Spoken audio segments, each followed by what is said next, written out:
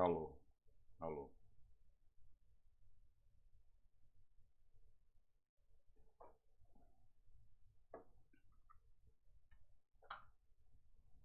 Senhores, estão indo para a segunda parte do assunto estradas. É a segunda parte, já passamos, quer dizer, já passamos por esses assuntos. Estamos aqui em estradas. E essa parte, ela se dedica exclusivamente ao manual do Serviço Florestal Americano, que é através de um convênio com o Serviço Florestal Brasileiro, de uma associação, não lembro, não sei se o nome foi convênio mesmo, se o, se o instrumento jurídico foi convênio, mas é uma associação com o Serviço Florestal Brasileiro, promoveu cursos na Amazônia, com professores não só da Amazônia, mas com professores de escolas voltados à Amazônia também. E que a capa é essa aqui, já está no o Gordon Keller e o James Scherer,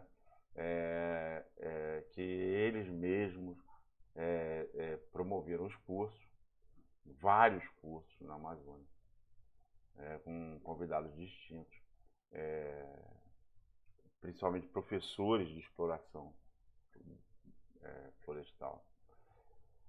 E que já está esse manual já está na segunda versão e por isso muito melhor, né? A tradução é muito melhor na segunda versão do que foi a primeira e ele é um instrumento indispensável, né?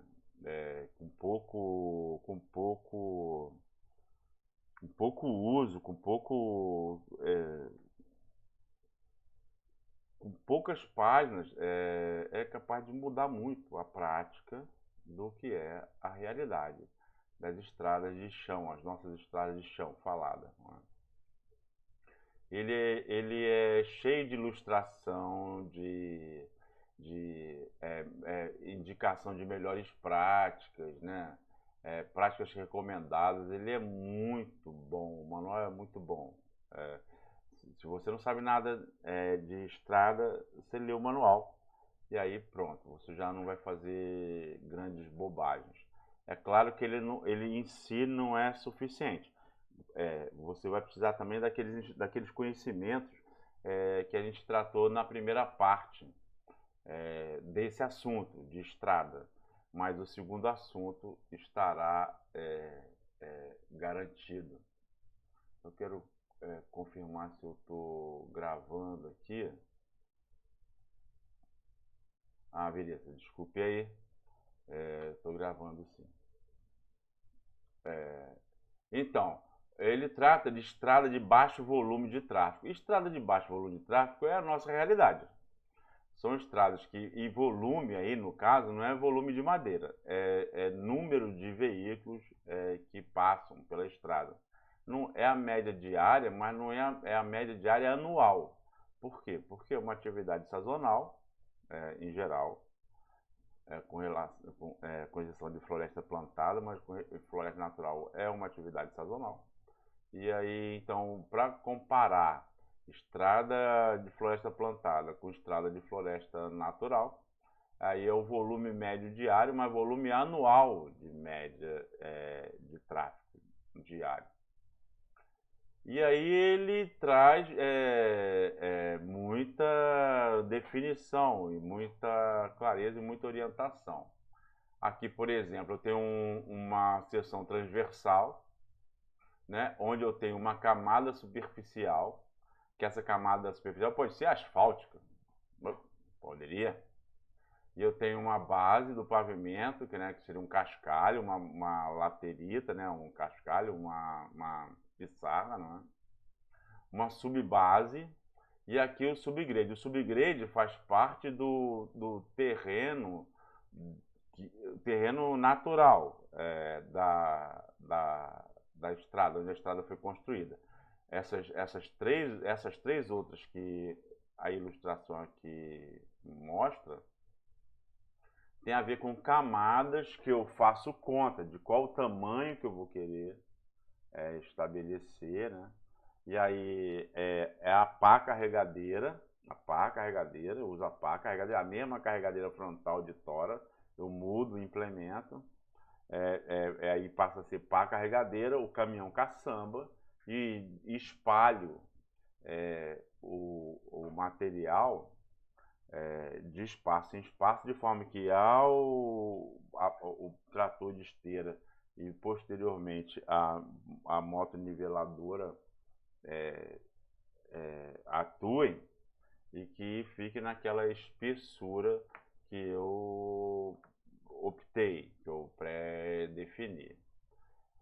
Ele trata de muita definição, tudo tem nome e são muitos nomes. No caso aqui, eu tenho uma estrada em corte, onde eu, para diminuir o grade, a gente não aprendeu a calcular o grade lá, o grade máximo, o grade mínimo. Isso eu não vou fazer numa estrada temporária. De jeito nenhum, não vou gastar esse dinheiro. Mas numa estrada principal, permanente, na qual terei fluxo direto o ano inteiro, sim, aí justifica eu fazer corte. No caso aqui, fazia aterro para diminuir a declividade da estrada, para permitir que o tráfego ocorra fluidicamente, com dinâmica. Então aqui eu tenho a pista de rolamento, aqui então eu tenho um talude de corte, lógico que aqui é uma estrada em aterro e aqui é uma estrada em corte.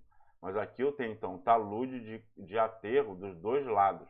Mas quando não é, nesse caso aqui que eu tinha um barranco, então eu tenho um talude de corte aqui e um talude de aterro. O manual ele é coberto de ilustração e definição. Então, numa visão aqui, eu tenho então a pista de rolamento, que é onde os veículos passam, o acostamento. Todos esses, tanto a pista de rolamento quanto o acostamento, estão sobre a camada superficial, que pode existir ou não, não é? Pode ser pissarra. Depois tem uma base desse pavimento aqui. Depois tem a subbase. E o subgrade, no caso aqui já é o subgrade.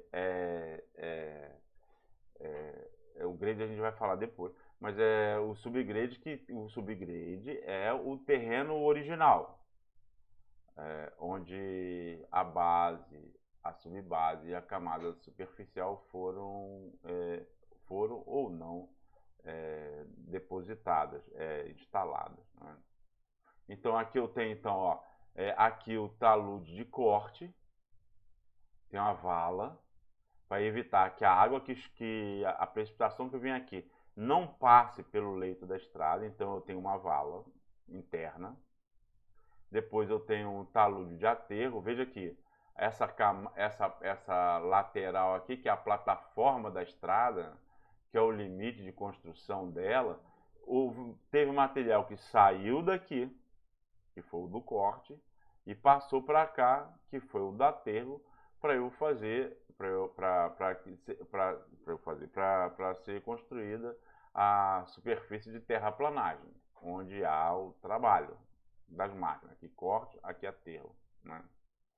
Ainda tem o limite da clareira, que está ilustrado aqui, e o limite da concessão, ou do domínio, né, que está aqui. Então aqui eu posso ter vegetação. Isso aqui eu não estou dizendo que seja nessa proporção, não tem nada a ver.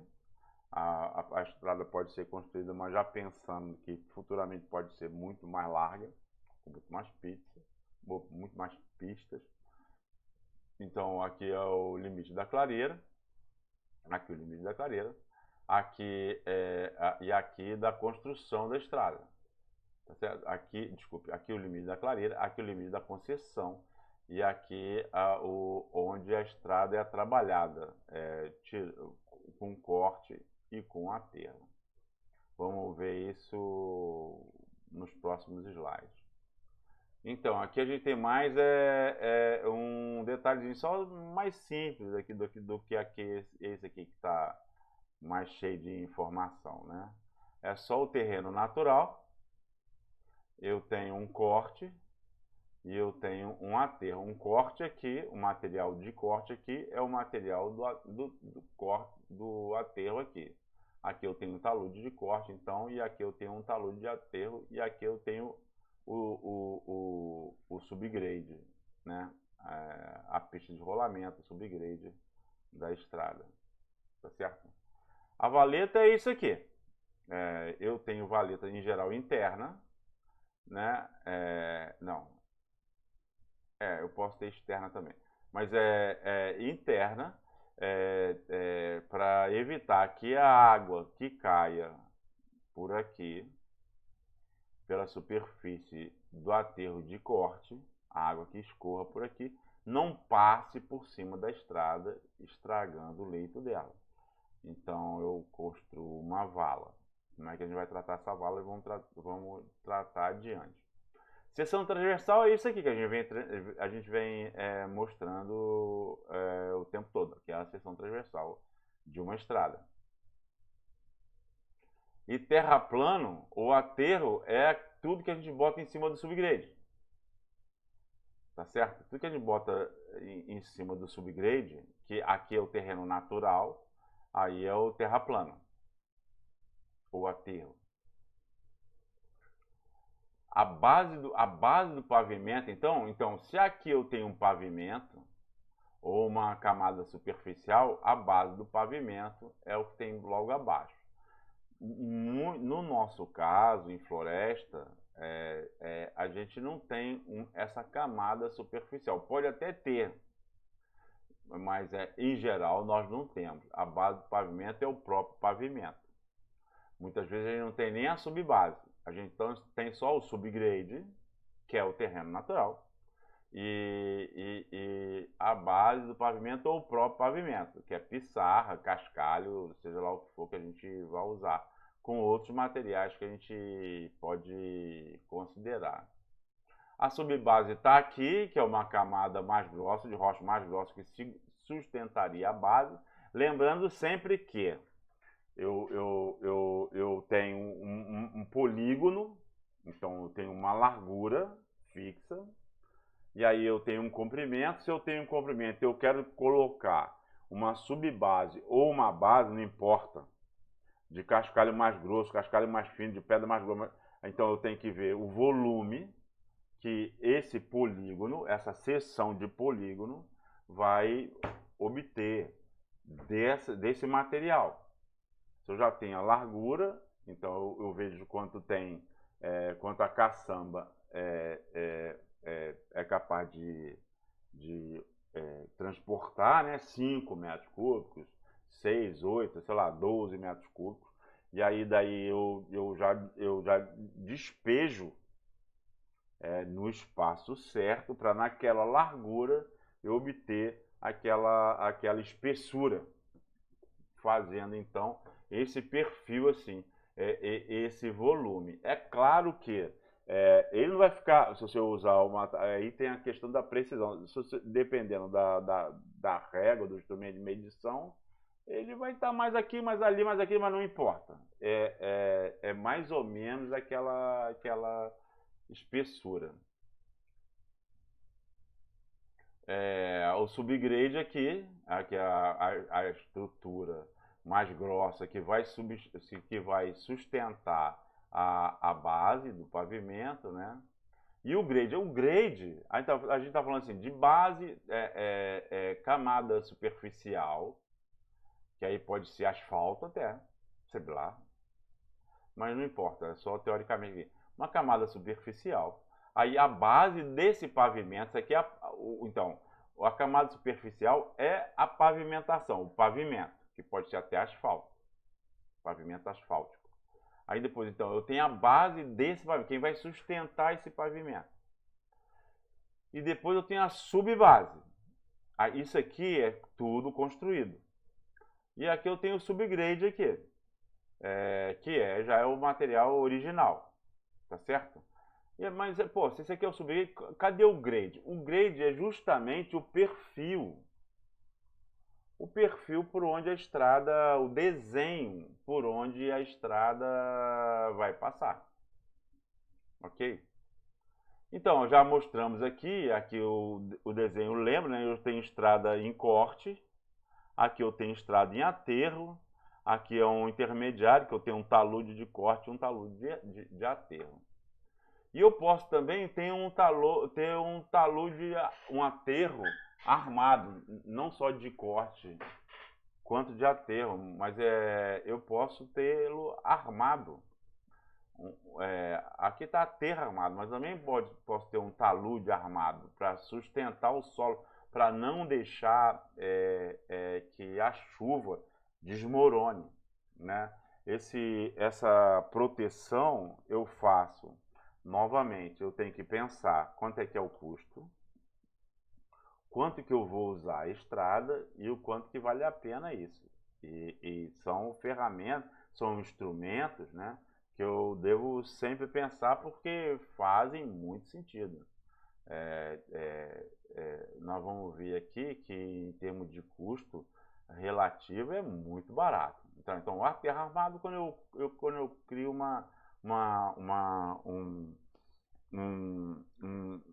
um artifício de reforço, não é? Que eu posso ter geotêxtil com diversas granulaturas, né? Que eu compro a metro, em rolo a metro, não é? Rolo de metro, né?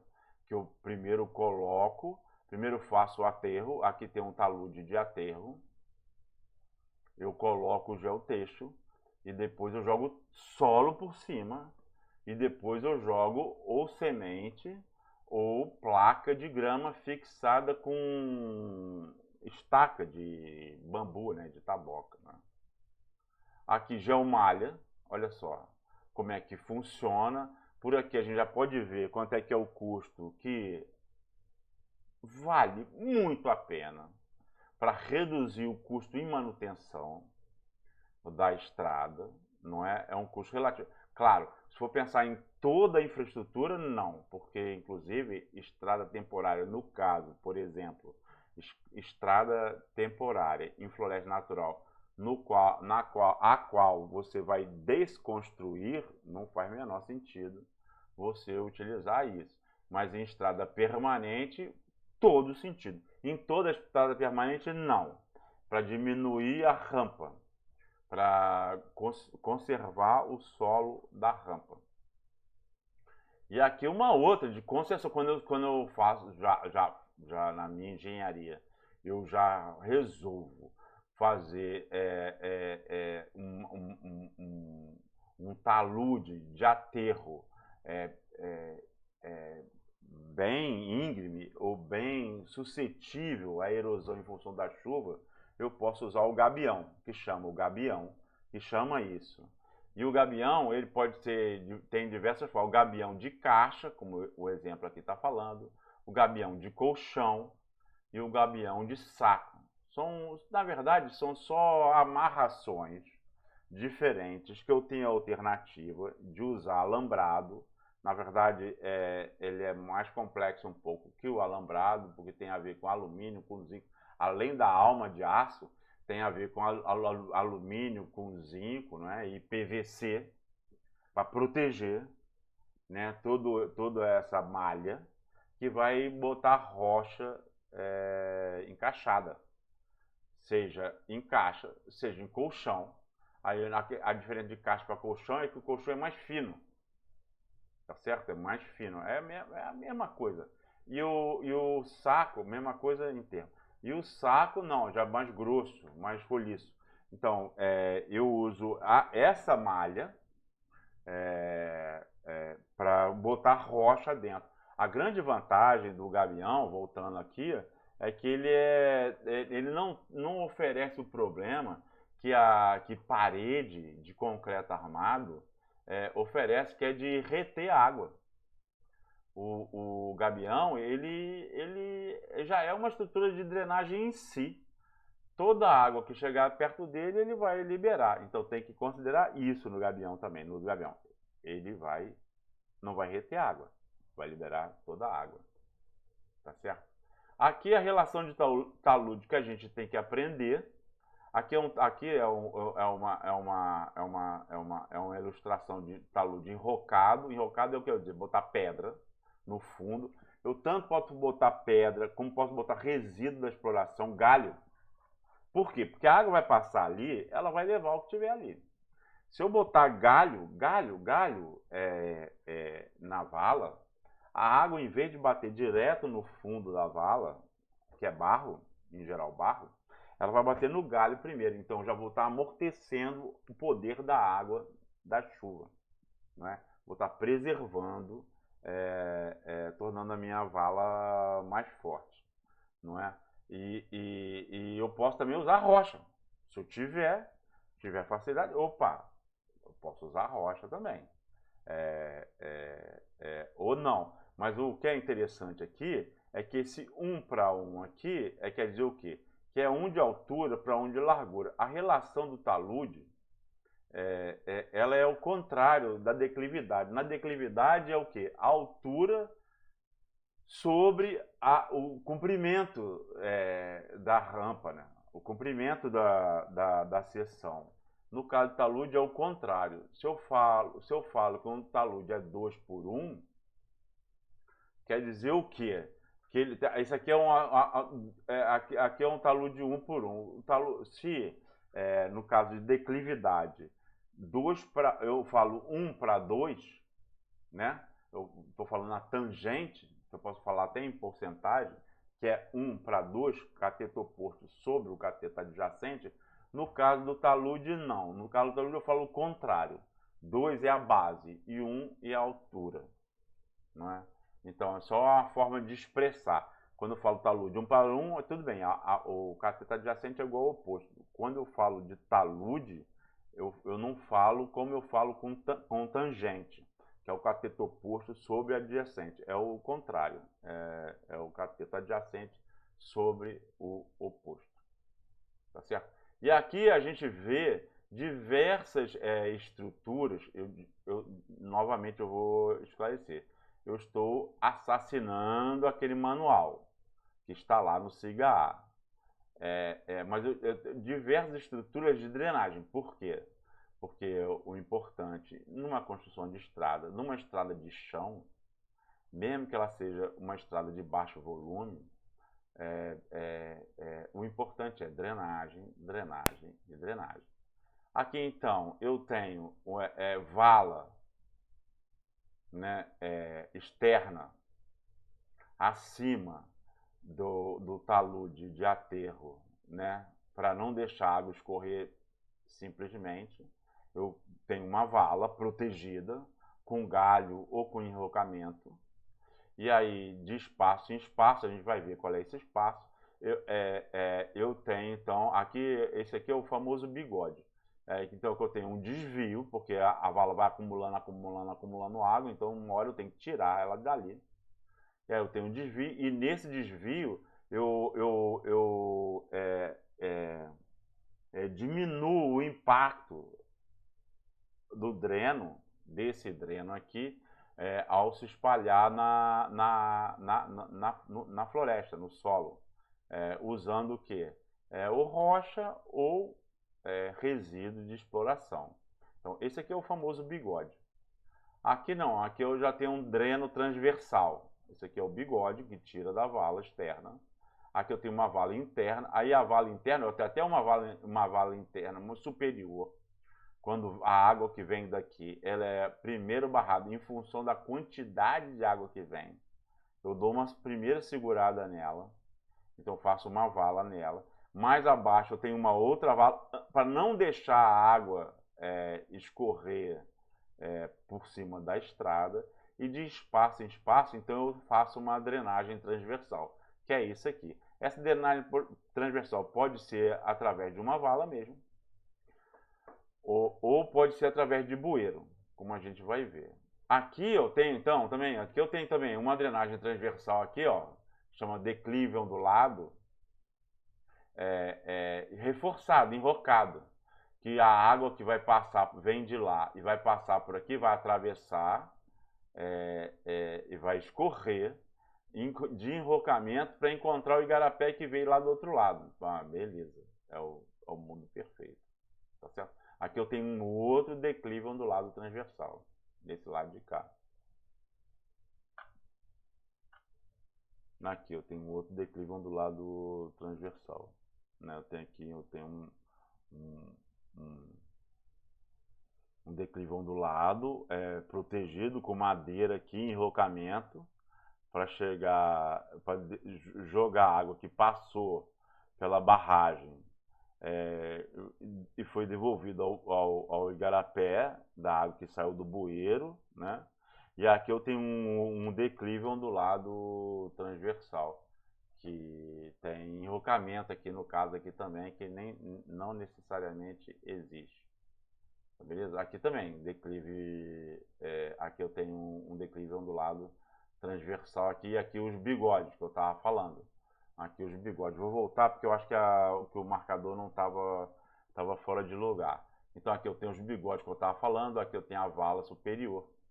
Tá? Aqui eu tenho a vala interior, para não deixar a água que vem dali, de cima, se tem muita água, ela é barrada aqui, e depois aqui passa aqui, ele é barrada de novo, e aqui eu tenho um dreno transversal, através de declive ondulado. Para tirar a água, então a vala acumula até uma determinada quantidade, depois ela tem que sair. E aqui o que está externo, para não escorrer direto pelo talude de aterro, corre com vala e sai através de bigode, como eu estava falando, e quando sai pelo bigode ainda é amortecida, essa água é amortecida através de rocha, né, enrocamento, ou de resíduo da exploração, né, de arbusto, resíduo da exploração. Tá certo? Aqui eu tenho outro ilustração de declive ondulado. Aqui está com todos os dois com enrocamento. Um declive ondulado, onde a água não desce, ela escorre por aqui, depois a estrada continua. Então, de espaço em espaço, eu tenho uma drenagem transversal.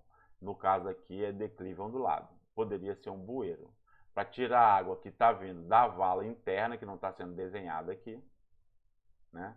Eu tenho uma vala interna aqui, que está sendo desenhada. Abaixo, que não está desenhado, mas que a gente imagina aqui, uma vala interna que recolhe a água que vem da precipitação no talude de corte. E aí, de espaço em espaço, ela passa pelo declive, pelo dreno transversal, que no caso aqui é um declive ondulado. Tá certo? No leito da estrada, eu posso fazer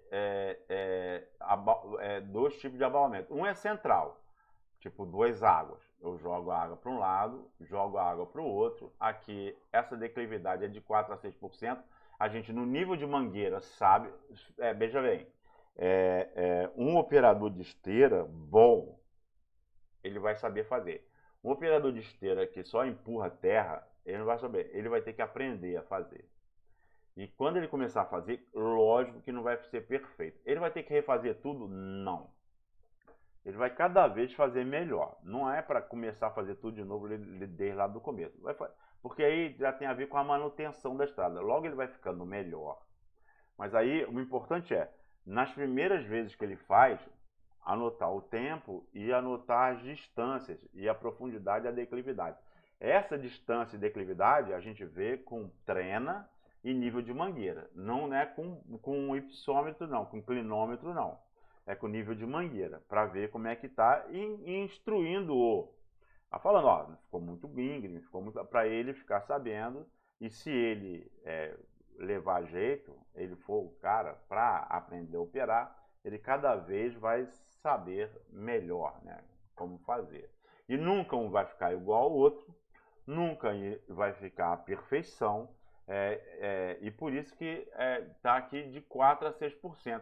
E esse de 4 a 6%, não só essa declividade, ó, tá? Uma estrada reta aqui. Então, essa aqui é a seção transversal de uma estrada reta, 4 a 6% para um lado e para o outro. Isso aqui é o meio da estrada. Aqui não. Aqui a estrada toda inclinada para a esquerda. Aqui toda inclinada para a direita. Sempre 4 a 6%. Por quê? 4 ou 6. Primeiro, que tem a variação, porque o cara não consegue fazer perfeito, né? Igual um papel, que a gente pega uma lapiseira, uma régua T, né? Um esquadro e risca. Não é isso. Ali é na vida como ela é. E também tem que, dependendo do solo, como a gente viu, naquela faixa lá, coeficiente de resistência e rolamento, coeficiente de atrito estático, não tinha uma faixa. Então, por quê? Porque as argilas não são iguais. Então, o que vai dizer se está bom ou se não está bom? É o monitoramento, é o olho lá, vai ver se está legal, se não está. A manutenção, se está ou se não está. A mesma coisa, não ter solo exposto em picada de arrasto principal. No máximo 10%. Você não mede careira, solo exposto pelo comprimento, não, você não faz. Você dá uma olhada ali, tem que ter mais ou menos 10%. A mesma coisa aqui. A mesma coisa aqui, de 4 a 6% é a faixa, e ele também vai variar, né, dependendo do dia, de 4 a 6%, ou você pode até ser superior a isso ou ser inferior a isso. O monitoramento é o olho do dono que vai engordar o boi, tá certo? No caso aqui, se for uma estrada reta, 2 águas, joga água para um lado e do outro. No caso aqui, uma estrada que é para a esquerda, todo inclinado para a esquerda, é porque a estrada está fazendo uma curva para a esquerda. Aí, beleza. Então, fazendo uma curva para a esquerda, joga a água toda para um lado.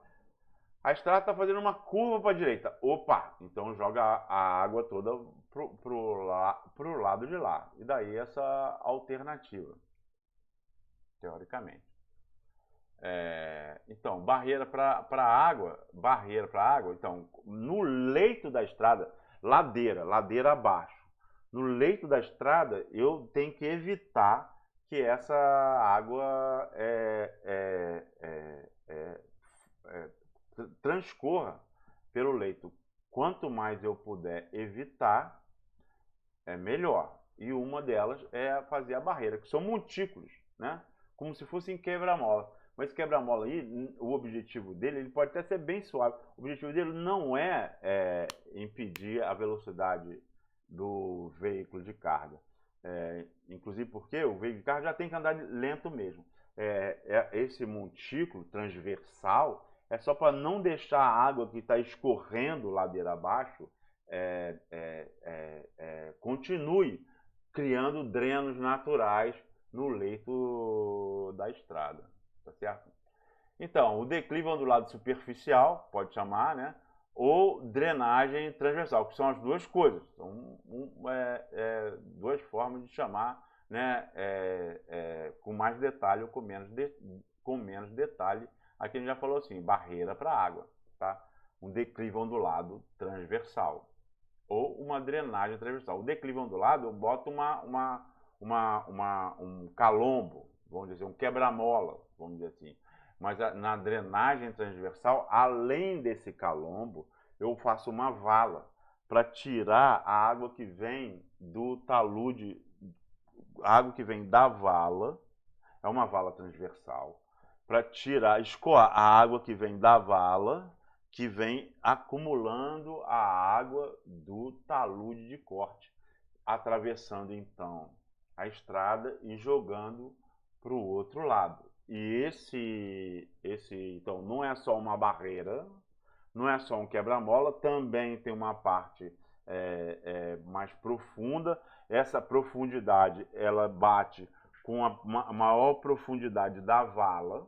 Então, a água que vem da vala encontra e é escoada, porque também tem nessa vala transversal, nesse declive ondulado transversal, também tem uma declividade para que a água seja escorrida e seja jogada para fora. E eu posso fazer isso, de novo, aqui, aquela mesma figura que a gente já viu, com enrocamento, se eu puder, se eu dever. Depende do custo. Depende da estrada, depende para que ela está servindo. É claro que eu vou usar recursos, né? Lá no Cais de Floresta Natural, no microzoneamento, a gente mapeia afloramento rochoso, né? Mapeia mina de pissarra, né? De cascalho, né? Para depois poder utilizar. A gente também mapeia no censo florestal árvores ocas, né? Dependendo da espécie, como o pau-d'arco, por exemplo, a gente pode utilizar para bueiro, que a gente não falou ainda. Mas aqui a gente está vendo aqui, ó, declive ondulado transversal, tirando a água da vala interna, né, para jogar para fora, com proteção do talude de aterro. Aqui a mesma coisa, aqui o desenho não está muito claro, mas esse aqui cheira a um igarapé que vem daqui, então está sendo barrado, e aí pode transbordar numa determinada chuva, e aí eu tenho toda uma proteção aqui, como que eu faço no açude também de peixe, né, piscicultura, né, que eu boto uma tela, e aí a água passa pelo lado, e aí por onde a água vai escorrer, eu protejo o solo, para que a água não vá cavando cada vez mais, não vá dando mais dreno, não é?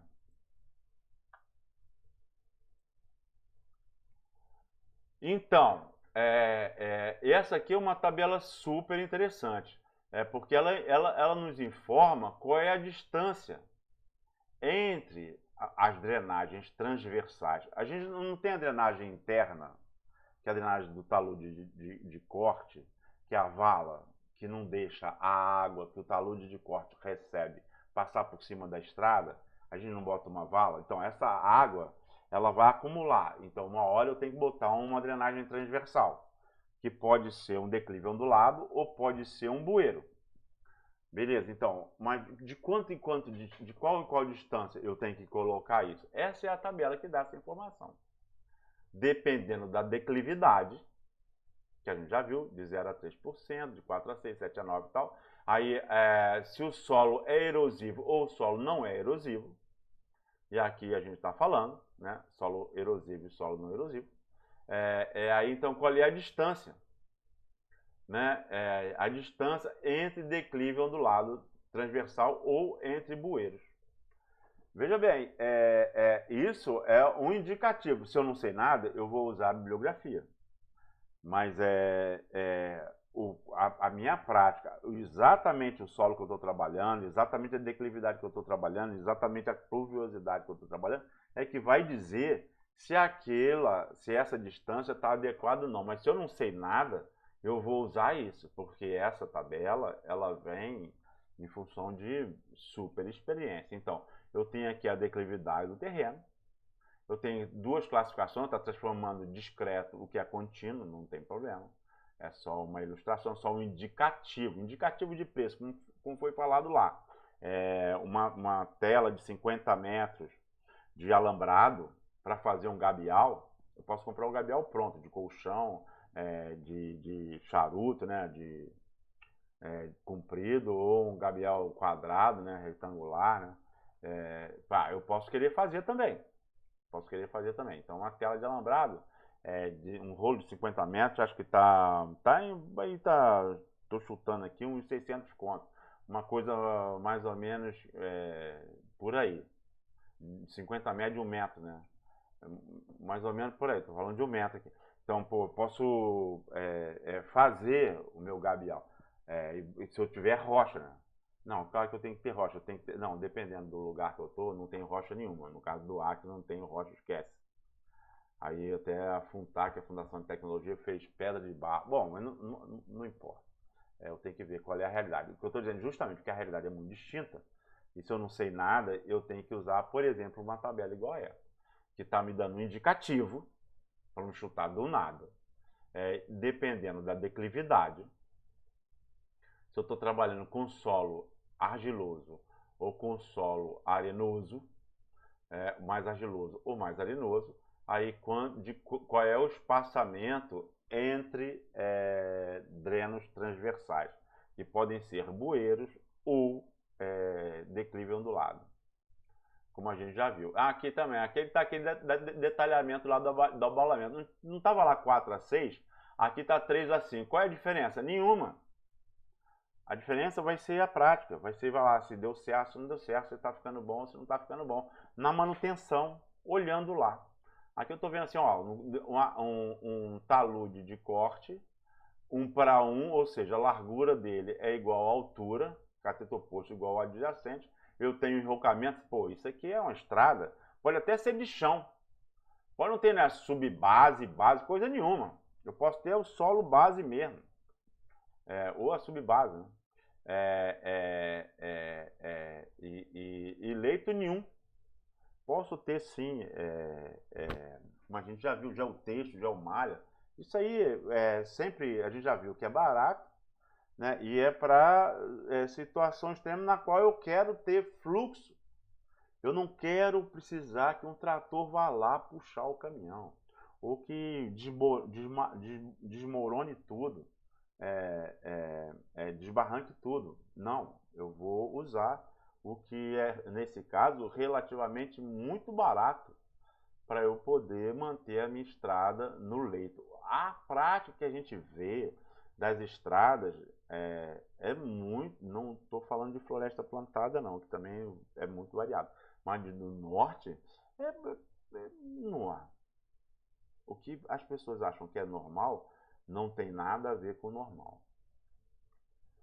Então, aqui, olha só, eu falei da distância, eu mostrei lá a distância entre declives ondulados, naquela tabela lá, nessa tabela aqui, a distância entre declives ondulados. A largura deles vai depender da largura da estrada, que no mínimo é 4 metros, que a largura da estrada mais estreita que a gente tem é de 4 metros, aquela estrada temporária, só usa lá na época da safra mesmo, e depois a gente vai até ver que a gente tem que desconstruir. Agora, a construção não.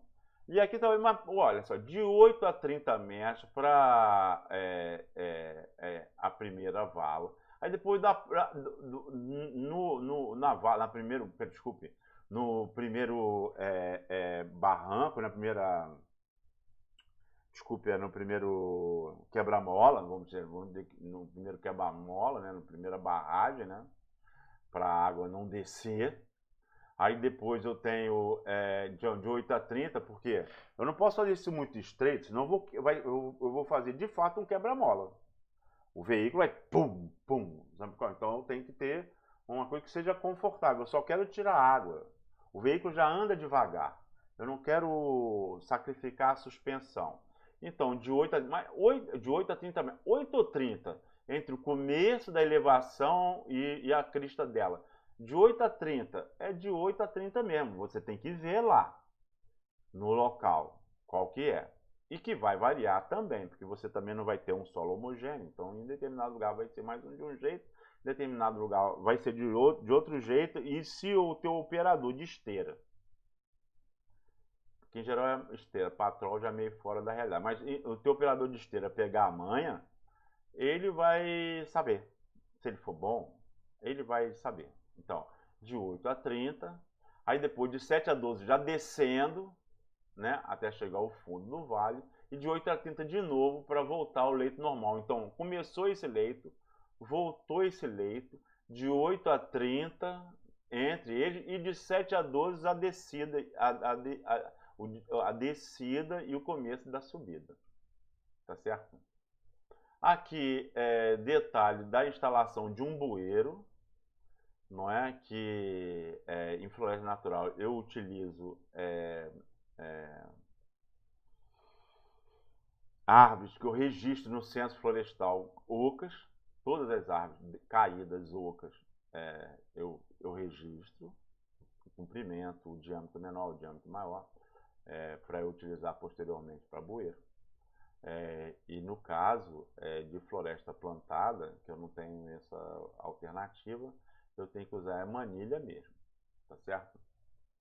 Aí tem a cabeceira, aí daqui tem os detalhes aí da pista de rolagem, a gente já viu isso aqui. Então aqui isso é só uma ilustração, isso aqui eu só estou dizendo o quanto que é ilustrativo, né, o manual, né? Falando do que é prática errada, logicamente tem aqui o dreno natural, isso aqui está desviando demais, aqui até a prática, aqui está a prática, deixa eu ver aqui, adequada, né? E aqui é melhor também. Bom, essas duas aqui, por isso que eu me confundi, desculpe. É porque todos dois estão no fluxo, né? No fluxo e cortando transversalmente o leito da estrada. Então, todos dois estão seguindo o fluxo do dreno natural. Ambos estão seguindo o fluxo do dreno natural e são transversais ao leito da estrada. Esse é o melhor, né? Sem modificação, sem modificação. Eita, eu acho que eu errei aqui na...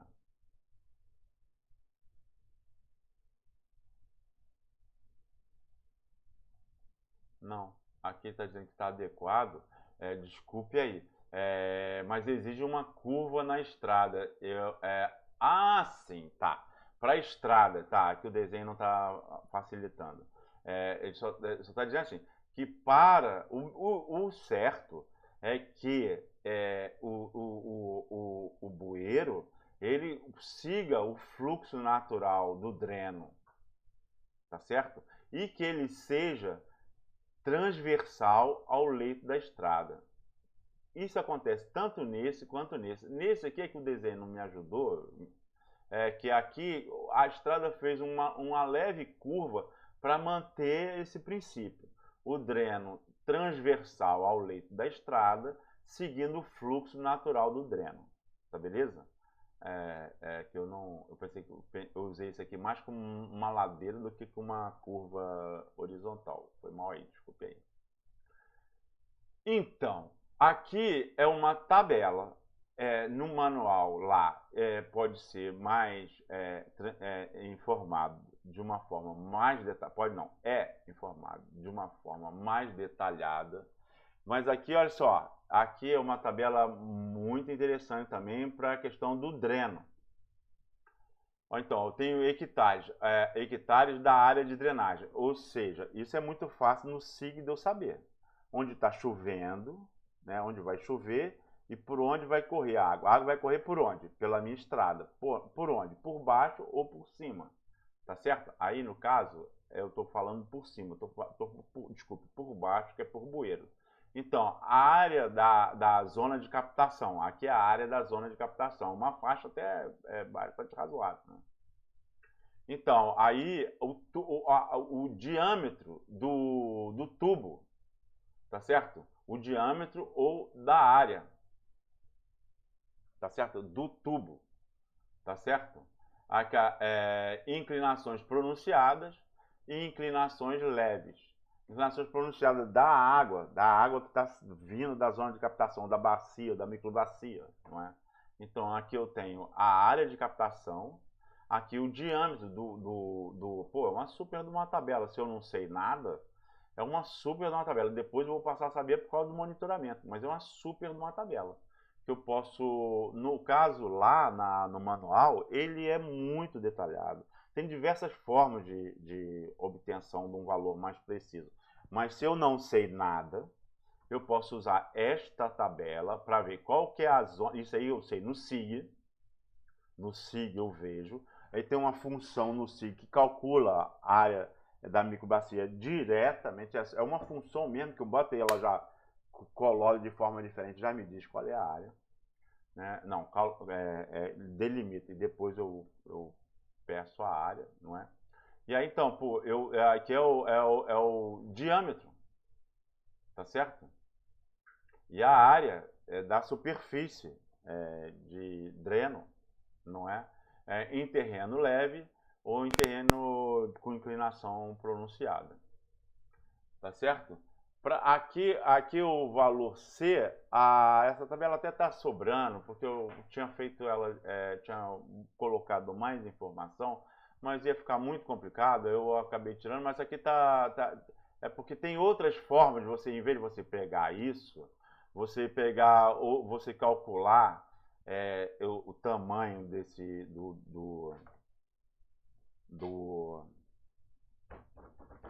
do dreno transversal, no caso um bueiro, considerando o quanto que vai escorrer da bacia, da microbacia, né? Esse gráfico aqui, essa tabela aqui eu vou até excluir. Olha lá no manual, que aí você vai ver. Isso aí até tá valendo para mostrar assim, um nível de detalhe que ele chega, não é? Mas a gente não vai utilizar isso, então, mais uma propaganda para você olhar lá o manual com calma, não é? Ele é muito didático, só não dá tempo da gente tratar disso, tá certo? Aqui eu tenho uma outra forma de drenagem transversal, que é passagem aval, que aqui eu tenho eu tenho um dreno, mas aí é um charco, alguma coisa assim, algum dreno pouco importante, que aí eu boto, pouco importante tem sentido de caudalosidade, né?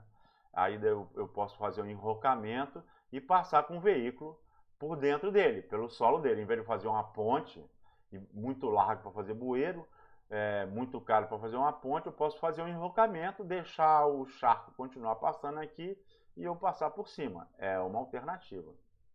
Ou posso fazer uma passagem de aval, isso aqui chama passagem de aval. Ou posso fazer uma passagem de aval com uma infraestrutura maior. Veja que essa passagem de aval aqui, ela não pega, ou ela não vai funcionar na cheia, não é? Ela funciona na seca, né?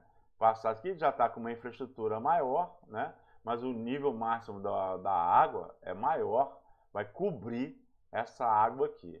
Eventualmente vai até cobrir de forma que eu até consiga passar por ela. Eu fiz uma estrutura, né, pegando pelo fundo do igarapé, né, que está passando aqui, um igarapé largo, né, um charco, e aí daí eu botei aqui, na seca eu passo por cima, e daí na cheia máxima eu ainda consigo passar, mas já em cima, sobre essa estrutura que eu construí. Tá certo? Essa é mais uma ilustração daquele manual de usar matéria orgânica, usar vida, usar vegetal. Não posso usar placa de grama. Eu posso produzir essas placas de grama. Por que não? Paspalum notatum, por que não? Né? Batatai, por que não? Com fixação biológica, né? Azospirillum, por que não eu não posso ter? Aí eu produzo, eu tenho mão de obra lá, eventualmente está sobrando, posso botar dia da saída, dia da chegada, trabalhar ali perto do acampamento, né? E aí produzir a placa e depois cortar a placa e depois transportar no caminhão e aí pregar a placa. Eu posso, tanto no talude de corte quanto no aterro, usando geotexto ou geomalha, ou usando gabião. Gabião aí não precisaria, mas geotexto ou geomalha e aí colocar a placa por cima. Mas também posso fazer enrocamento e usar planta. Essa figura só está ilustrando isso.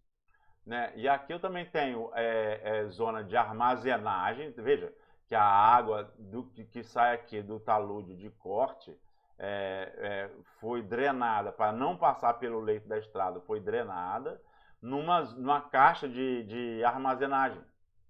Numa caixa de armazenagem que o trator de esteira faz assim, não precisa nem de reto escavadeiro, o trator de esteira faz assim, cara, daqui para ali, tá certo? Para armazenar a água da chuva. Não é? E aí o espaçamento disso, eu posso usar aquela tabela, inclusive, mas posso também usar, claro que eu vou usar o monitoramento, para saber se está sendo suficiente ou não. Tem que cavar mais fundo ou tem que botar mais em distâncias menores. Aqui o manual também trata disso, que é a passagem de animal. Você está trabalhando na floresta, se você trabalha em floresta natural, maior, tanto floresta plantada como floresta natural, porque floresta plantada tem cruzamento, de dreno, não é? A APP, a área de preservação permanente, não só está do lado d'água, que é um recurso fundamental para a fauna, como também é um corredor ecológico. Pensa bem, as APPs elas é uma forma dendrítica, que se fala, né, dendrítica, de reunir todas as áreas através dos drenos. Então, são corredores ecológicos. não é? No cruzamento deles, no cruzamento de estrada ou no cruzamento de dreno, passagens. É claro que logo que construir, vai ter um cheiro estranho, o bicho não está acostumado, né? Então, vai ter bicho que vai continuar passando por cima, vai ser atropelado, ele vai ser eliminado. O que passar por baixo vai aprender. Quanto mais cheiro tiver aqui, mais bicho vai passar por aqui. O cachorro também é gente. Mais bicho vai passar. Mais bicho vai passar. Desculpa, foi mal, lembrei dele. Mas mais bicho vai passar por aqui, né? E daí ela vai acabar, vai chegar folha, dejeto, vai acabar virando mesmo uma passagem. Uma passagem segura para a fauna, para atravessar a estrada. Qual é a distância entre uma passagem dessa e outra? O manual não trata disso, mas eu sugeriria que você utilizasse a mesma distância entre dreno. Tá certo? Porque a água tem tudo a ver com o bicho, a água tem tudo a ver com a vida. Então, uma sugestão é usar a distância entre dreno. E não esquecer também, que o manual não trata, mas deve considerar a passagem superior também. Essa aqui é uma passagem subterrânea, né, que está passando embaixo, aqui no caso da via, né, mas tem passagem superior também, para passagem de primata, né, de macaco, né, eventualmente de ave. Tem ave que não atravessa a clareira. Então, até um trato especial para a passagem aérea, não é? Ou seja, superior, né? Utilizando o próprio recurso florestal como um túnel, né? Como um túnel, onde animais possam ultrapassar a via em distâncias regulares, né? Como boa prática. Aqui também está falando da boa prática de bueiro, da queda do bueiro em relação Tá, tu vai fazer o bueiro, mas pô, tem que pensar também na caudalosidade do igarapé. Né? Aqui são diversas formas inadequadas, né? E aqui o mundo maravilhoso, né? Onde eu tenho inclusive uma passagem de solo do lado da segurança, do lado da água, né? Super segura, bem abaixo. É claro que com o tempo, mesmo que isso seja novo, os bichos vão aprender a passar por aqui, né? O próprio cheiro de um bicho vai estimular o outro, né? Vai acabar fazendo o caminho. Aqui é um exemplo do que é ruim quando a gente não usa vala, quando a gente não conduz a água, né? Aqui um exemplo alternativo, super alternativo que a gente pode fazer. Em vez de jogar pneu fora, acumular pneu, veja bem, em vez de jogar pneu fora, não só acumular o nosso pneu com um pneu, porque fazenda toda se ajuda, né?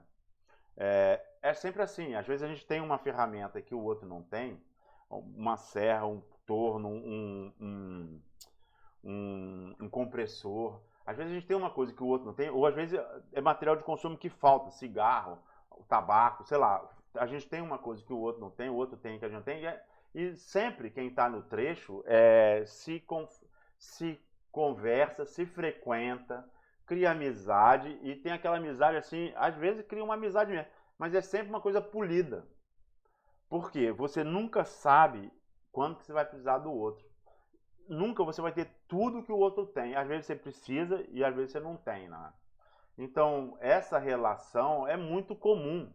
Quando tem acidente, para todo mundo ajudar, sabe como é que é? Esse relação, que até que a gente trata também quando a gente está de proteção florestal na parte de incêndio, né? Do contato, isso pulsa no mato, né? No trecho, isso pulsa. A gente eventualmente a gente pode desenvolver relação de amizade, mas não precisa.